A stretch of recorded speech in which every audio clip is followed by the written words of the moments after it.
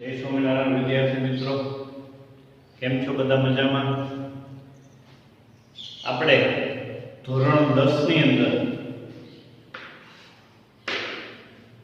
પહેલું જે કાવ્ય છે સમવદધ્વમ, એટલે કે સાથે બોલી, આ કાવ્યનો અભ્યાસ કરી રહ્યા હતા. આગળ આપણે અમુક શ્લોકો છે, અમુક મંત્રો છે એનો અભ્યાસ કર્યો. આજે પણ આપણે અમુક મંત્રોનો અભ્યાસ છે એ કરવાનો છે.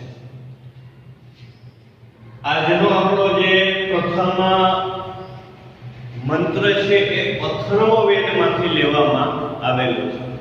અથર્વવેદના ત્રીજા મંડળના 30મા સૂક્તનો બીજો મંત્ર છે. મંત્ર છે અનુવ્રતઃ પિતુઃ પુત્રો. અનુવ્રતઃ પિતુઃ પુત્રો. માત્રા ભવતુ સંમનાઃ. માત્રા ભવતુ સંમનાઃ. જાયા પત્યે મધુમતીમ. જાયા પત્યે મધુમતીમ. વાચમ વદતુ શાંતિવા. વાચમ વદતુ શાંતિવા. આ રીતનો મંત્ર છે. હવે આપણે એનું ભાષાંતર જોઈએ તો પુત્રો પિતુઃ અનુવ્રતઃ, એ રીતનું ભાષાંતર છે એ જોવા મળે. અન્વય મુજબ પુત્રો પિતુઃ અનુવ્રતઃ, એટલે કે પુત્ર પિતુઃ એટલે પિતાનું, અનુવ્રતઃ એટલે અનુસરણ કરનારો થાય. પુત્ર પિતાના વ્રતનું અનુસરણ કરનારો થાય. એટલે કે પિતાજી જે રીતે ઘરની જવાબદારી નિભાવે છે, પુત્ર પણ મોટો થાય અને ઘરની જવાબદારી એ જ રીતે નિભાવે જે રીતે એના પિતા નિભાવે છે, અથવા પિતા કરતા વધારે સારી રીતે એ નિભાવી શકે.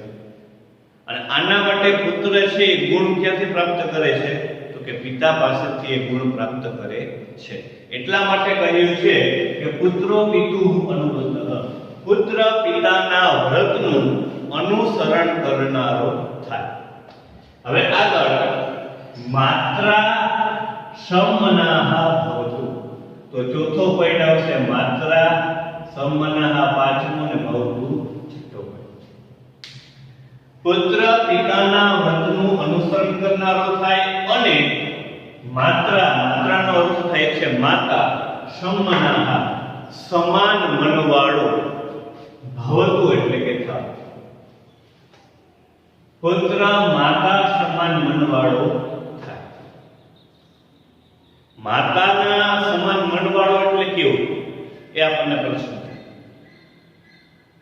તો માતા છે સહનશીલતાનું પ્રતીક માનવામાં આવે છે.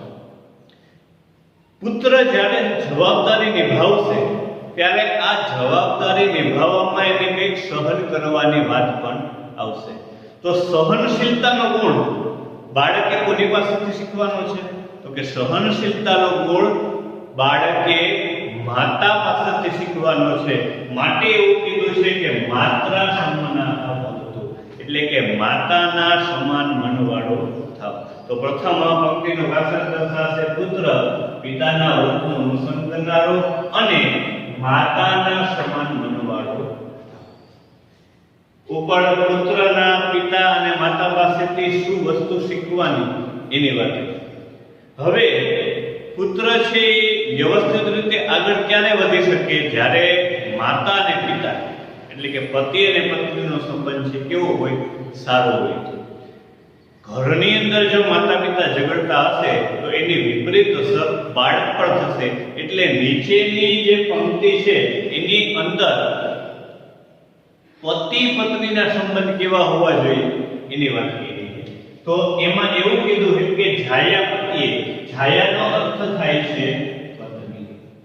પત્યે એટલે પ્રતિ પ્રત્યે, પત્ની પતિ પ્રત્યે મધુર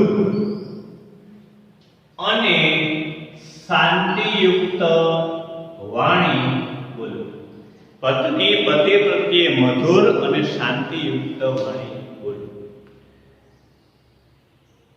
જો પત્ની મધુર વાણી બોલશે તો પતિનો કદાચ ક્રોધ હશે તો પણ કેવો થઈ જશે? તો કે શાંત થઈ જશે. આજે આપણે જોઈએ છે કે ભારતની અંદર ઘણા બધા એવા દંપતીઓ છે કે જેના છૂટાછેડા છે, જેના કારણે પ્રશ્ન એવો ઉપસ્થિત થાય કે જો બાળક માતા પાસે રહે તો પિતાના પ્રેમથી વંચિત રહી જાય છે, અને પુત્ર પિતા પાસે રહે તો માતાના પ્રેમથી વંચિત થઈ જાય છે. માટે પતિ પત્ની એટલે કે બાળકના માતા પિતા જો વ્યવસ્થિત જીવતા હશે તો બાળક એના જીવનની અંદર 100% પ્રગતિ કરશે. એટલા માટે કહ્યું છે કે પત્નીએ પતિ પ્રત્યે મધુર અને શાંતિયુક્ત વાણી બોલ. પત્ની પતિ પ્રત્યે મધુર અને શાંતિયુક્ત વાણી બોલ. તો પ્રથમ અને બીજા પંક્તિનો ભાષાંતર, આ મંત્રનો ભાષાંતર આ રીતે થશે: પુત્ર પિતાના વ્રતનું અનુસરણ કરનારો અને માતા સમાન મનવાળો થાવ. પત્ની પતિ પ્રત્યે મધુર અને શાંતિયુક્ત વાણી બોલો. આ આપણો આજનો જે પહેલો મંત્ર અથર્વવેદમાંથી લેવામાં આવેલો છે એનું ભાષાંતર જે અહીંયા લખેલું જ છે, જે મેં તમને ઉપર અન્વય બતાવ્યો છે એ પ્રમાણે નીચે ભાષાંતર થાય છે. હવે આપણે એના પછીનો શ્લોક જોઈએ. એ શ્લોક છે એ આપણા વ્યવહારિક જીવનમાં ભારતની અંદર ખૂબ જ પ્રચલિત શ્લોક છે એ જોવા મળે છે. સર્વે ભવન્તુ સુખિનઃ, સર્વે સંતુ નિરામયા, સર્વે ભદ્રાણિ પશ્યન્તુ, મા કશ્ચિત દુઃખ ભાગ ભવેત. ખૂબ જ ફેમસ પ્રચલિત સંસ્કૃત સાહિત્યનો આ શ્લોક ભારતીય સંસ્કૃતિની અંદર જોવા મળે છે, જેની અંદર બધાના કલ્યાણની ભાવના છે એ વ્યક્ત કરવામાં આવેલી છે. સર્વે સુખિનઃ ભવન્તુ. સર્વે એટલે બધા, સુખિનઃ એટલે સુખી, ભવન્તુ એટલે થાવ, બધા સુખી થાવ.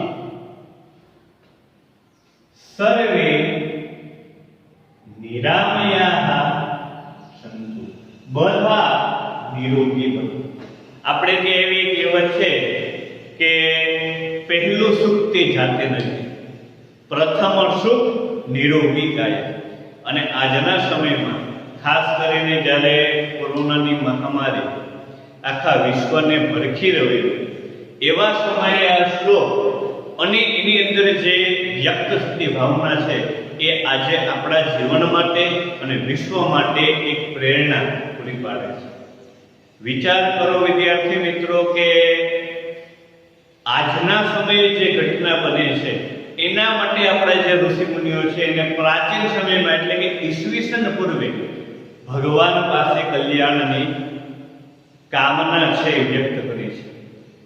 બધા નિરોગી બનો, સર્વે નિરામયા સંતુ, બધા નિરોગી બનો, કોઈને પણ ક્યારેય રોગની કોઈ પ્રાપ્તિ થાય નહીં, એવી શુભકામના આપણા ઋષિઓએ પ્રાચીન સમયમાં એટલે કે ઈસવીસન પૂર્વે ભગવાન પાસે શુભકામનાની પ્રાર્થના કરેલી છે કે બધા નિરોગી બનો. અને આજે આપણે પણ બધાએ સાથે પ્રાર્થના કરવાની છે કે સર્વે નિરામયા, સર્વે સંતુ નિરામયા, બધા છે કેવા થાય?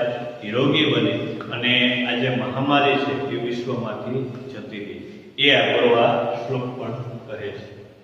સર્વે ભદ્રાણિ પશ્યન્તુ, સર્વે ભદ્રાણિ પશ્યન્તુ, બધા કલ્યાણકારી જુઓ. કલ્યાણકારી જુઓ એટલે શું? બધાનું જે ધ્યાન છે એ પ્રગતિ ઉપર જ થાય, બધાનું જે ધ્યાન છે એ વિકાસ ઉપર જ જાય, એવી શુભકામના છે વ્યક્ત કરવામાં આવેલી છે. સર્વે ભદ્રાણિ પશ્યન્તુ, બધા કલ્યાણકારી જુઓ. અને છેલ્લી લીટી છે કશ્ચિત, કોઈને પણ દુઃખ ભાગ એટલે કે દુઃખ માં ક્યારે પ્રાપ્ત થાય નહીં. કોઈને પણ દુઃખ ક્યારે પ્રાપ્ત થાય નહીં, કોઈને પણ દુઃખ પ્રાપ્ત થાય નહીં, એવી ભાવના છે એ આ શ્લોકની અંદર વ્યક્ત કરવામાં આવેલી છે. ફરીથી જોઈએ, બધા સુખી થાવ, બધા નિરોગી બનો, બધા કલ્યાણકારી જુઓ અને કોઈને પણ દુઃખ પ્રાપ્ત થાવ નહીં. અહીંયા મા શબ્દ છે એ નિષેધવાચક નહીંના અર્થની અંદર આપવામાં આવેલો છે. તો આ રીતનો આપણો બીજો શ્લોક હતો. સર્વે ભવન્તુ સુખિનઃ, સર્વે સંતુ નિરામયા, સર્વે ભદ્રાણિ પશ્યન્તુ મા કશ્ચિત દુઃખ ભાગ ભવેत्. હવે ત્રીજો શ્લોક આવે છે કે કાલે વર્ષતુ પર્જન્યઃ, પૃથ્વી શસ્યશાલિની, દેશોયમ ક્ષોભરહિતો, માનવા સંતુ નિર્ભયાઃ. તો કાલે પર્જન્યઃ વર્ષતુ, કાલે પર્જન્યઃ વર્ષતુ, કાલેનો અર્થ થાય છે યોગ્ય સમયે. પર્જન્યઃ એટલે વરસાદ, વર્ષતુ એટલે થાવ, યોગ્ય સમયે વરસાદ થાવ. ચોમાસાની સિઝન હોય ને વરસાદ થાય તો એ જે ખેડૂત ભાઈઓ છે એના માટે, ખેડૂત ભાઈઓ જે પાક વાવી ગયા છે એના માટે કેવું થાય છે તો કે મહત્વનું સાબિત થાય છે. પરંતુ કમોસમે વરસાદ થાય તો એ પાકને કેવું કરે, નુકસાન કરે. એની થોડીક અસર આપણે આ વર્ષે પણ જોવા મળી. માટે ઋષિએ પ્રાર્થના કરી છે કે યોગ્ય સમયે વરસાદ થાય. વરસાદ થાય એ તો જરૂરી છે, પરંતુ યોગ્ય સમયે થાય એ વિશેષ જરૂરી છે. માટે કીધું છે કે યોગ્ય સમયે વરસાદ વરસો, અને યોગ્ય સમયે વરસાદ વરસે તો શું થાય? પૃથ્વી શસ્યશાલિની, પૃથ્વી છે, ભૂમિ છે એ કેવી થાય તો કે ધાન્યવાળી. શસ્યશાલિની, ધાન્યવાળી.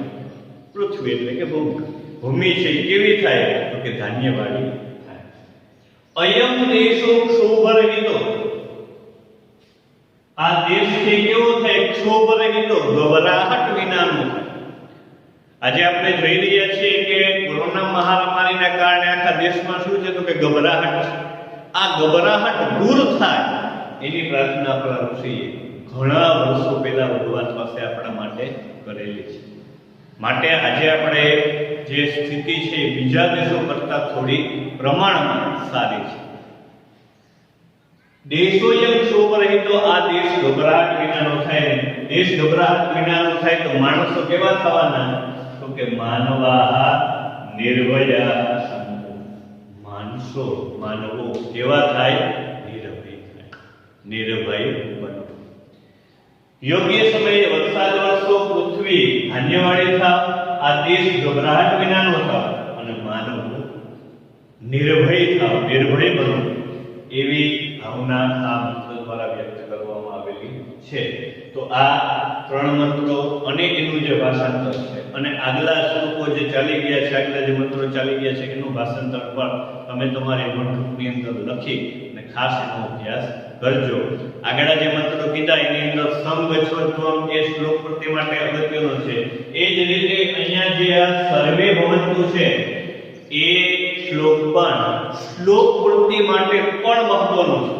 પરીક્ષાની અંદર શ્લોક પૂર્તિમાં, પ્રશ્ન પરીક્ષામાં, બોર્ડમાં વારંવાર પૂછાય છે. તો આ જે શ્લોક છે, સર્વે ભવન્તુ સુખિનઃ, સર્વે સંતુ નિરામયા, સર્વે ભદ્રાણિ પશ્યન્તુ મા કશ્ચિત દુઃખ ભાગ ભવેत्, એ મંત્ર તમે શ્લોક પૂર્તિ માટે પણ ખાસ પાકો કરજો. જય સ્વામી.